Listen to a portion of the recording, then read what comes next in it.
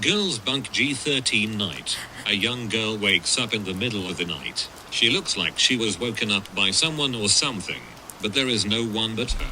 She gets up and walks to the bathroom.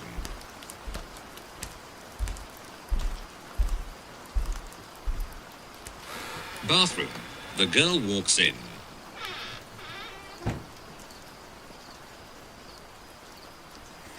She takes a hand towel and wets it in a sink.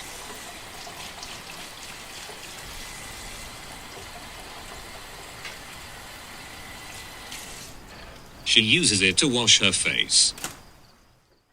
At the same time, on the floor right next to her leg, a monster's hand crawls and makes spooky sounds as it gets closer to her, but she is not aware of it.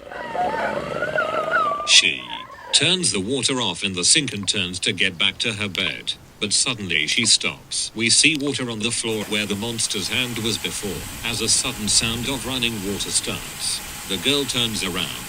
Water is running in both sinks now.